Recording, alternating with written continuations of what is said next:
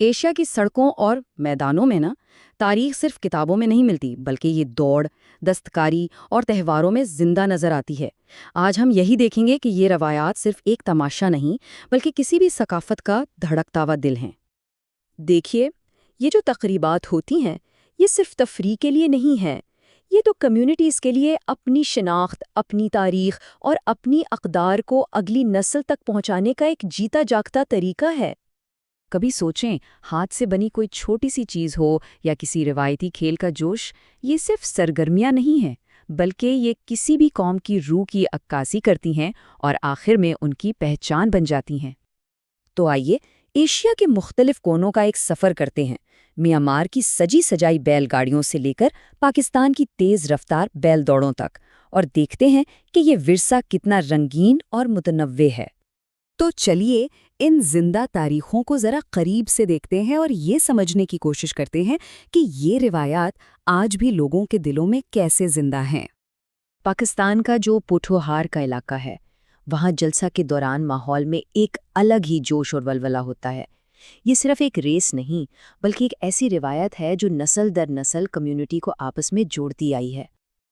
اور اگر میانمار کی بات کہیں تو یہ صرف بیل گاڑیاں نہیں ہیں، بلکہ یہ تو چلتی پھرتی تاریخ ہیں۔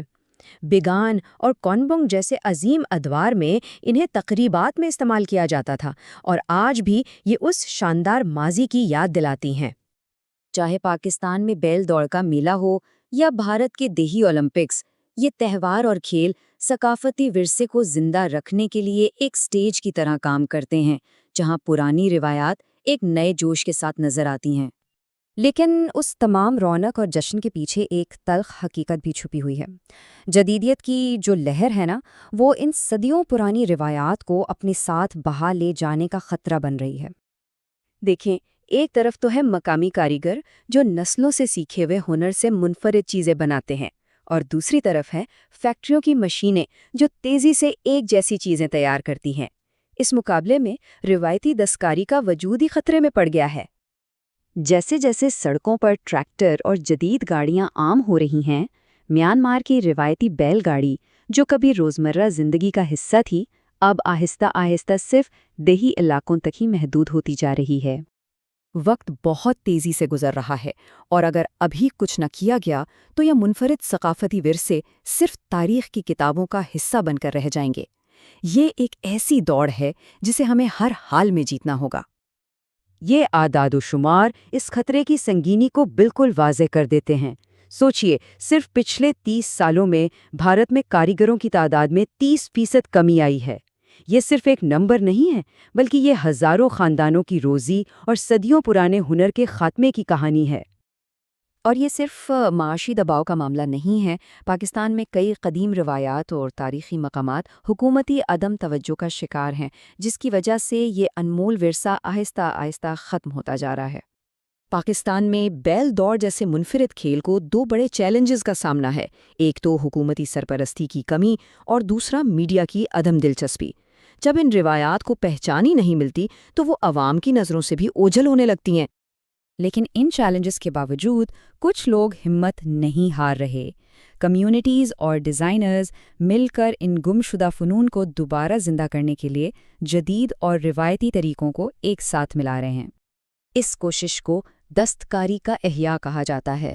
اس کا مقصد صرف پرانے فن کو بچانا نہیں، بلکہ اسے آج کی دنیا کے لیے کارآمد اور پرکشش بنانا ہے، تاکہ یہ روایت زندہ بھی رہے اور ترقی بھی کرے۔ یہ عمل شروع ہوتا ہے ڈیزائنرز اور کاریگروں کے اشتراک سے۔ وہ مل کر روایتی تکنیکوں کو نئے انداز میں سوچتے ہیں اور پھر ایسی مصنوعات بناتے ہیں جو آج کے بازار میں اپنی جگہ بنا سکے، اور اس طرح ورثے کو مستقبل سے جوڑتے ہیں۔ ان کوششوں کا مقصد صرف یہ نہیں کہ ورثہ ایک یادگار بن کر رہ جائے، بلکہ یہ ہے کہ وہ دوبارہ کمیونٹی کی زندگی کا حصہ بنے، رنگین، متحرک اور معاشی طور پر بھی فائدہ مند۔ تو سوال یہ ہے کہ یہ ساری محنت کیوں کی جا رہی ہے؟ آخر ان روایات کو بچانا اتنا ضروری کیوں ہے؟ اس کا جواب ان نادرات اور کھیلوں سے کئی زیادہ گہرا ہے۔ مثال کے طور پر سکم میں تیر اندازی صرف ایک کھیل نہیں ہے۔ اس روایت کا اثر وہاں کی فن تعمیر پر بھی نظر آتا ہے، جہاں خانقاہوں کے ستونوں کو کمان کی شکل میں بنایا گیا ہے۔ یہ ظاہر کرتا ہے کہ وراثت کس طرح معاشرے کے ہر پہلو میں رچا بسا ہوتا ہے۔ تو جب ہم ورثے کو محفوظ کرتے ہیں تو ہم صرف پرانی چیزوں کو نہیں بچا رہے، ہم ایک کمیونٹی کی شناخت، اس کی تاریخ اور اس کے مستقبل کو محفوظ کر رہے ہوتے ہیں۔ جیسا کہ میانمار کے لوگ کہتے ہیں، یہ ہماری ذمہ داری ہے کہ ہم ان لوک روایات کو محفوظ رکھیں تاکہ آنے والی نسلیں بھی ان سے اپنی پہچان حاصل کر سکیں۔ یہ سب ہمیں ایک بہت اہم سوال پر چھوڑ جاتا ہے۔ اس تیزی سے بدلتی ہوئی دنیا میں ہم یہ فیصلہ کیسے کریں گے کہ کون سی روایات بچانے کے قابل ہیں اور ان کا مستقبل آخر کیا ہوگا؟